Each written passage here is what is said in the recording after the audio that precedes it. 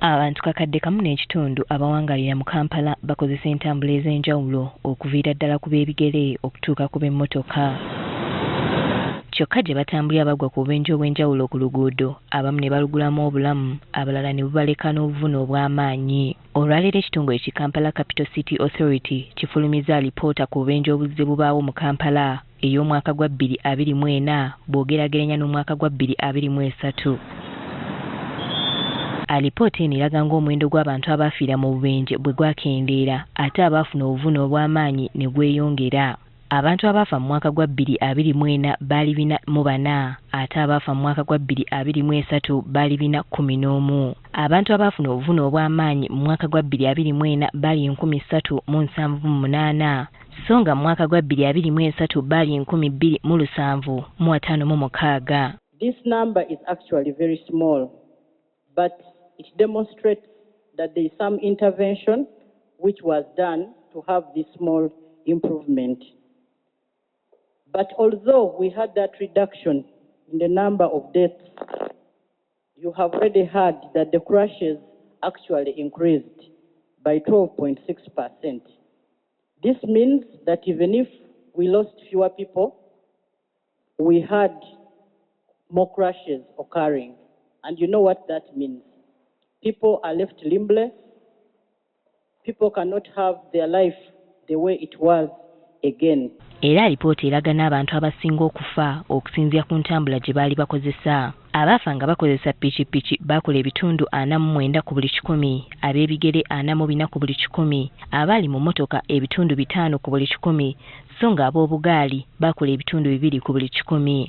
Abaafa n'abaalumizibwa okusinga baali wakati w'emyaka 2 n'29. Respect the speed limits we have put on the roads. Watch out for the most vulnerable as you ride through. And we believe if we do this, we can make Kampala roads safer for every one of us. Era abasajja banukuddwayo nga be baasinga okufiira mu bubenje buno nga mu mwaka gwa 2024 baali 327 ate abakazi baali 60. Batulambise n'ebifo ebisinga okuba eby'obulabe ebizze bifiiramu abantu nga ku bino kuliko enkulungo y'e Bwayiise, Nsooba Kyebando ku Ttaawo, enkulungo y'e Busega, enkulungo ya Mbogo Najjeera kw'ossa n'enkulungo ya Ssentema.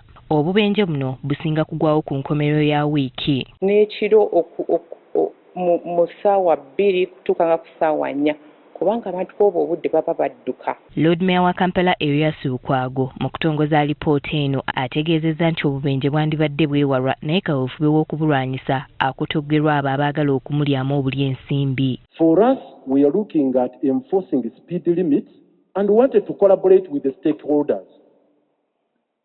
Now for them it was business.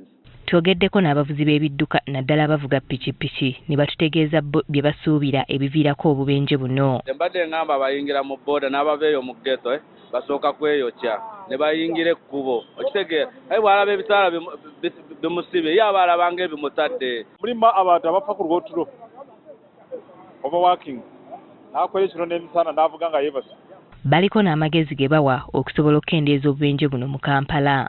Tulina okugumikiriza kuwuliza abavuzi ababa bagenda okukulembera nga batukontrolinga febita tuba tusobola okukuuma obubenje obutabeerawo.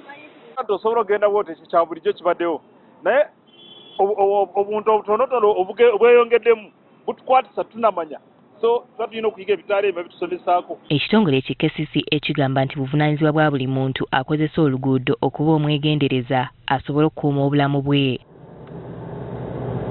Winnie Tessa Nakayinja, agafeeyo ku Spark TV.